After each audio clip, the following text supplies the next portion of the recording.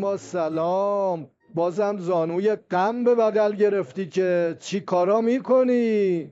چی کار دارم بکنم؟ میبینی که با موشا شودی زرد بازی میکنم. تو بگو چی کار میکنی؟ اون بالا چه خبرا؟ عزما دست رو دلم نذار که اوضاع خیلی خیته.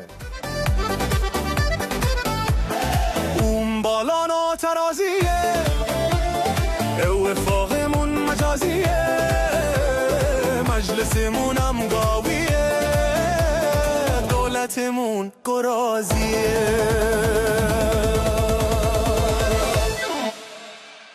ای بابا تو هم کمش ننه من قریبم بازی در میاری. بابا باید نقطه قوت ها رو بگی، اینجوری همه به شرشر میافتن. آخه کدوم قوت عزما؟ قوتی مگه مونده؟ هر کی از راه میرسه به ریش ما میکنده.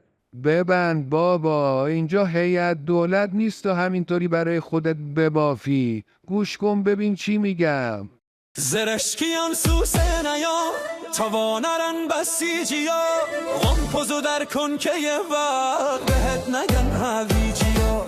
چقدر باید بهت بگم که فتنه شوخی نداره، فیگور اقتدار بگیر آخه چقدر تو گیجیا، فیگور اقتدار بگیر آخه چقدر تو گیجیا.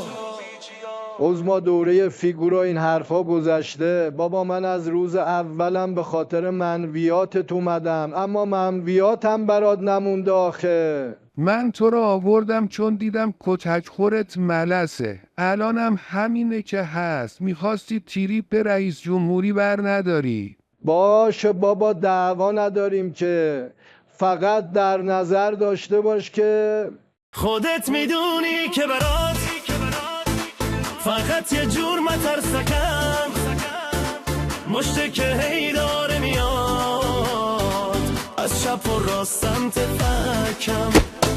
ماشین پنچر نظام داره ته در میره، آمنیم وسط برای تو، نه لاستیکم نه خرک.